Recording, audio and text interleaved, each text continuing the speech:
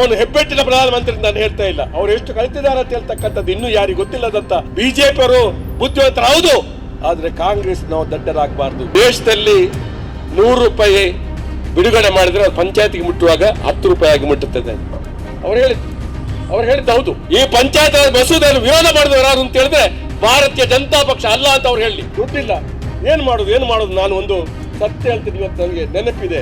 ಅಲ್ಲಿ ಕೆಲವು ಮರಗಳಿದ್ದು ಟೀಕ್ ಮರ, ಅದನ್ನ ಮಾರಿ ಅದರ ದುಡ್ಡಿನಲ್ಲಿ ಆ ಅಭಿವೃದ್ಧಿ ಮಾಡತಕ್ಕಂಥ ಹೀನ ಸ್ಥಿತಿ ಒಂದು ಕಾಲದಲ್ಲಿ ಇತ್ತು ಅಂತ. ಶಾಸಕನಾಗಿ 40 ವರ್ಷ ಆಗಿದೆ. ನನಗೆ ನನ್ನ ಅನುಭವವನ್ನು ನಾನು ಹೇಳಬೇಕಾಗಿದೆ. PLD ಬ್ಯಾಂಕಿನ ಅಧ್ಯಕ್ಷನಾಗಿ ಕೂಡ ಕೆಲವು ವರ್ಷ ಕೆಲಸ ಮಾಡಿದಾಗ ಆ ಕಾಲದಲ್ಲಿ ಒಬ್ಬ ಸಾಮಾಜಿಕ ಕಾರ್ಯಕರ್ತನಾಗಿ ನಾನು ತಿಳ್ಕೊಂಡಂಥ ವಿಚಾರ, ಪಂಚಾಯತ್ ಅಂತ ಹೇಳಿದ್ರೆ ಕೇವಲ ಶ್ರೀಮಂತರ ಕೈಯಲ್ಲಿ ಪಂಚಾಯತ್ ವ್ಯವಸ್ಥೆ ಇತ್ತು. ನನ್ನ ತಂದೆ ಸಹ ಒಂದು 30 ವರ್ಷ ಪಂಚಾಯತ್ ಅಧ್ಯಕ್ಷ. ನಾನು ಅದನ್ನು ಹೇಳುವುದು, ಒಂದು ಪಂಚಾಯತ್ ನನ್ನ ಮಾವನ ಒಂದು 30 ವರ್ಷ ಅಧ್ಯಕ್ಷ.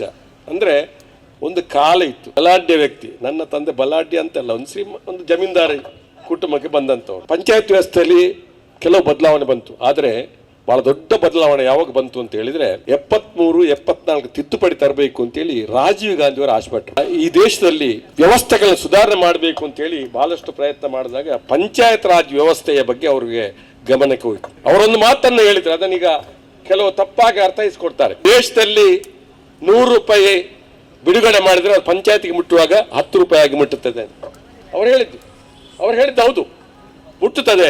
ಅದಕ್ಕೆ ನಾವು ಏನ್ ಮಾಡಬೇಕು ಅಂತೇಳಿ ಪಂಚಾಯತ್ಗೆ ತಿದ್ದುಪಡಿಯನ್ನು ತರಬೇಕು. ಎಲ್ಲ ಅಧಿಕಾರ ಕೇಂದ್ರೀಕೃತ ಆಗಬಾರ್ದು, ಪಂಚಾಯತಿಗಿದ್ರು ಅದಕ್ಕೆ ವಿಕೇಂದ್ರೀಕರಣ ಅಂತ ಹೇಳುವಂಥದ್ದು ಮಾತು. ವಿಕೇಂದ್ರೀಕರಣದ ಪರಿಕಲ್ಪನೆಗೆ ಒಂದು ಮೂಲ ಶಕ್ತಿ ಅಂತ ಹೇಳಿದ್ರೆ ಅದು ರಾಜೀವ್ ಗಾಂಧಿ ಅವರು ಅಂತ ಹೇಳ್ತಕ್ಕಂಥ ಮಾತನ್ನ ಬಹಳ ಧೈರ್ಯವಾಗಿ ಹೇಳಲಿಕ್ಕೆ ಇಷ್ಟಪಡ್ತಾ ಇದ್ದೆ. ಮೊದಲು ಶಾಸಕನಾಗಿದ್ದಾಗ ಒಂದು ಅನುಭವವನ್ನು ನಾನು ಹೇಳ್ತೀನಿ. ಜಿಲ್ಲಾಧಿಕಾರಿ ಕಚೇರಿಯಲ್ಲಿ 2 ವಿಶೇಷ ತಹಸೀಲ್ದಾರ್, ಒಂದು ಕಂದಾಯಕ್ಕೆ ವಿಶೇಷ ತಹಸೀಲ್ದಾರು, ಇನ್ನೊಂದು ಡೆವಲಪ್ಮೆಂಟ್ಗೆ ವಿಶೇಷ ತಹಸೀಲ್ದಾರ್. ಅಭಿವೃದ್ಧಿಗಾಗಿ ಜಿಲ್ಲಾಧಿಕಾರಿ ಕಚೇರಿಗೆ ಅಳೆದಾಡಿ ನನಗೂ ಸುಸ್ತಾಗಿತ್ತು. MLA ಆಗಿ ಆ ಕಾಲದಲ್ಲಿ ಒಂದು ಗ್ರಾಮದಲ್ಲಿ ಒಂದು ರಸ್ತೆ ಮಾಡ್ಲಿಕ್ಕೆ ಆಗ್ತಾ ಇಲ್ಲ, ಏನು ವ್ಯವಸ್ಥೆ, ಕುಡಿಯುವ ನೀರಿನ ವ್ಯವಸ್ಥೆ ಮಾಡ್ಲಿಕ್ಕೆ ಆಗ್ತಾ ಇಲ್ಲ. ಕಷ್ಟ ಪಂಚಾಯತ್ ತಿದ್ದುಪಡಿಯನ್ನು ಮಂಡನೆ ಮಾಡಿದಾಗ ಅದು ಪಾಸ್ ಆಗಲಿಲ್ಲ ರಾಜೀವ್ ಗಾಂಧಿಯ ಕಾಲದಲ್ಲಿ. ಯಾಕೆಂದ್ರೆ ಬಹುಮತದ ಕೊರತೆಯಿಂದಾಗಿ ಬಿಜೆಪಿ ಅವರು ಈ ಪಂಚಾಯತ್ ರಾಜ್ ಮಸೂದೆಯನ್ನು ವಿರೋಧ ಮಾಡಿದ್ರು. ಈ ಪಂಚಾಯತ್ ರಾಜ್ ಮಸೂದೆಯನ್ನು ವಿರೋಧ ಮಾಡಿದವರು ಯಾರು ಅಂತ ಹೇಳಿದ್ರೆ ಭಾರತೀಯ ಜನತಾ ಪಕ್ಷ ಅಲ್ಲ ಅಂತ ಅವ್ರು ಹೇಳಿ. ನಾನು ಆಧಾರ ಸಹಿತವಾಗಿ ಹೇಳ್ತೇನೆ, ಇದನ್ನು ವಿರೋಧ ಮಾಡಿದವರು ಬಹುಶಃ ಬಹಳ ಜನ ನಿಮ್ಮಲ್ಲಿ ಇಲ್ಲಿ ಕೂತಿರ್ತಕ್ಕಂಥವ್ರು ಗೊತ್ತಿಲ್ಲ. ಆ ನಂತರ ಒಂದು ಸರ್ಕಾರ ಬಂತು, ಕಾಂಗ್ರೆಸ್ಸೇತರ ಸರ್ಕಾರ. ಆಗ್ಲೂ ಕೂಡ ಈ ತಿದ್ದುಪಡಿ ಬರಲಿಲ್ಲ ರಾಧಾಕೃಷ್ಣ, ಅದು ಹಾಗೆ ಉಳಿಯಿತು. ಆದ್ರೆ ಆ ನಂತರ ಕಾಂಗ್ರೆಸ್ ಸರ್ಕಾರ, ನರಸಿಂಹರಾಯರ ಸರ್ಕಾರ ಬಂದಾಗ ಕಾಂಗ್ರೆಸ್ ಒಂದು ತೀರ್ಮಾನ ಮಾಡ್ತು, ರಾಜೀವ್ ಗಾಂಧಿ ದೇಶಕ್ಕಾಗಿ ಪ್ರಾಣ ಕೊಟ್ಟಂತ ಒಬ್ಬ ನಾಯಕ. ಆದ್ರೆ ಅವರ ಕಾಲದಲ್ಲಿ ಪಂಚಾಯತ್ ರಾಜ್ ತಿದ್ದುಪಡಿ ಬರಲಿಲ್ಲ.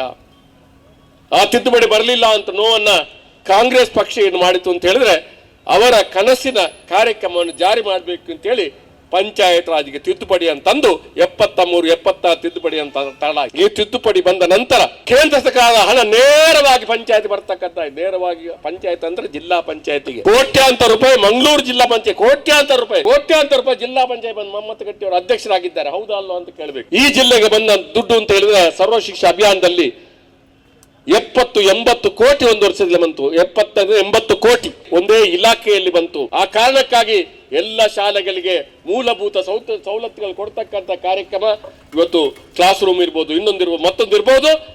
ಆ ನಂತರ ದಿವಸದಲ್ಲಿ ಕುಡಿಯುವ ನೀರಾಗ್ಲಿ, ರಸ್ತೆಗಳು, ಒಂದು ಕಾಲದಲ್ಲಿ ರಸ್ತೆಗೆ ಡಾಂಬರೀಕರಣ ಮಾಡ್ತಕ್ಕಂಥ ವ್ಯವಸ್ಥೆ ಇಲ್ಲದಂತ ಕಾಲದಲ್ಲಿ ಬಹುಶಃ ಜಿಲ್ಲಾ ಪಂಚಾಯತ್ ವ್ಯವಸ್ಥೆ ಅಡಿಯಲ್ಲಿ ಕೂಡ ಅವಕಾಶಗಳು ಬಂದು ಸಾಕಷ್ಟು ಅಭಿವೃದ್ಧಿ ಕೆಲಸಗಳು ಗ್ರಾಮೀಣ ಭಾಗದಲ್ಲಿ ಆಯ್ತು. ಇವತ್ತು ಪಂಚಾಯತ್ ರಾಜ್ ವ್ಯವಸ್ಥೆ ಬರುವುದಕ್ಕೆ ಮೊದಲು ಬಂಟ್ವಾಳದ ಆಸ್ಪತ್ರೆಗೆ ಅಲ್ಲಿ ವ್ಯವಸ್ಥೆಗಳಿಲ್ಲದಂತ ಸಂದರ್ಭದಲ್ಲಿ ದುಡ್ಡಿಲ್ಲ, ಏನ್ ಮಾಡುದು. ನಾನು ಒಂದು ಸತ್ಯ ಹೇಳ್ತೀನಿ, ಇವತ್ತು ನನಗೆ ನೆನಪಿದೆ.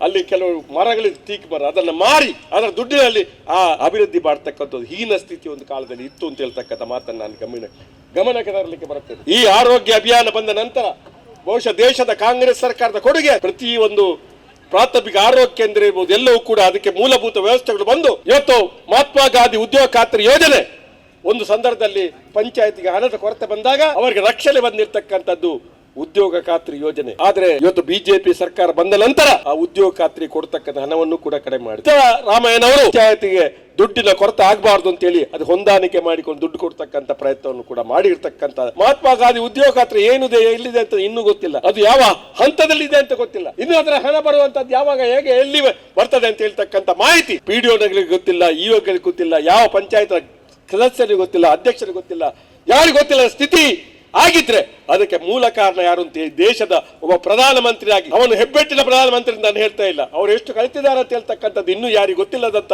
ಆ ಪ್ರಧಾನಮಂತ್ರಿಯ ಒಂದು ನೇತೃತ್ವದಲ್ಲಿ ಇವತ್ತು ಈ ಸ್ಥಿತಿಗೆ ಬಂದಿದೆ. ಬಿಜೆಪಿ ಅವರು ಮುಂದುವರೆದ ಸಮಾಜಕ್ಕೆ ಸೇರಿದವರು, ಬಿಜೆಪಿ ಬಲಿಷ್ಠ ವರ್ಗಕ್ಕೆ ಸೇರಿದವರು, ಬಿಜೆಪಿಯವರು ಹೆಚ್ಚು ಶ್ರೀಮಂತ ಕುಟುಂಬಕ್ಕೆ ಸೇರಿದವರು, ಬಿಜೆಪಿಯವರು ವ್ಯಾಪಾರಿಗಳು, ಜಮೀನ್ದಾರರು, ಬಂಡವಾಳಶಾಹಿಗಳು, ಶ್ರೀಮಂತರು.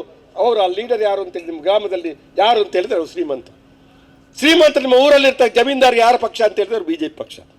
ನಿಮ್ಮ ಊರಿನ ಬಂಡವಾಳಶಾಹಿಗಳು ಯಾರ ಪಕ್ಷ ಅಂತ ಹೇಳಿದ್ರೆ ಬಿಜೆಪಿ ಪಕ್ಷ. ಶ್ರೀಮಂತರ ಒಂದು ವ್ಯವಸ್ಥೆಗೆ ಅನುಕೂಲ ಮಾಡ್ತಕ್ಕಂಥ ಒಂದು ಪ್ರಯತ್ನವನ್ನ ಮಾಡ್ತಾ ಇರ್ತಕ್ಕಂಥ ಸಂದರ್ಭದಲ್ಲಿ ಅವರು ಬುದ್ಧಿವಂತರು, ಅವರು ಶ್ರೀಮಂತರು, ಅವರು ಬಂಡವಾಳಶಾಹಿಗಳು, ಅವರು ಜಮೀನ್ದಾರರು, ಅವರ ಕಿಸೆ ಕಟ್ಟಿದೆ.